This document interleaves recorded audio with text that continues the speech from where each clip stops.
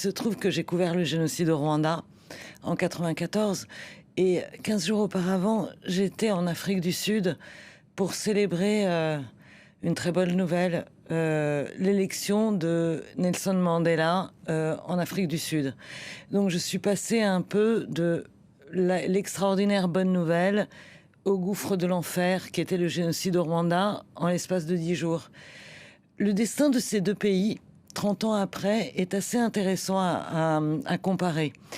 Parce qu'aujourd'hui, nous avons toujours l'ANC au pouvoir en Afrique du Sud. Sauf que l'ANC a été un désastre total.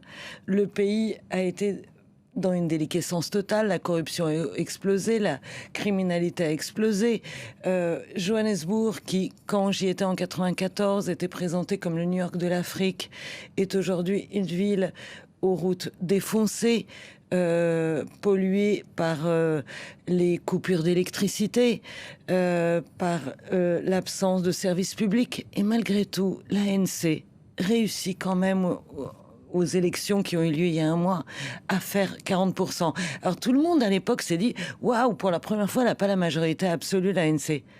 Mais enfin, avec un tel bilan négatif, elle réussit quand même à faire 40%. Pour revenir au Rwanda. Mais pour revenir au Rwanda, quand vous libérez un pays, quand vous sauvez un pays, comme l'ANC a sauvé l'Afrique du Sud de l'apartheid, comme le FPR de Kagame a sauvé le pays du génocide bien seul, alors que toute la communauté internationale était partie, vous aurez pendant longtemps une prime aux gagnants.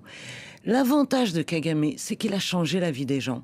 C'est qu'on est passé de 2-3% d'électricité à une quasi-électricité partout, que tout le monde a l'assurance médicale, qu'il y a des dispensaires partout. Donc, si vous voulez, quand on compare le destin de ces deux mouvements de libération que sont l'ANC et le FPR, on se rend compte que déjà, il y a une prime aux gagnants qui jouera longtemps et qui joue aussi pour Kagame. Ce n'est pas le modèle de démocratie occidentale. Maintenant, je dirais que le modèle de démocratie occidentale qu'on voit en ce moment en Europe est tellement dévoyé et tellement en lambeaux que je trouve que donner des critiques à un pays, pauvre petit pays qui a la taille du Liechtenstein, auquel on accorde un intérêt absolument phénoménal, me semble... laissons-les en paix, tenter de leur chemin.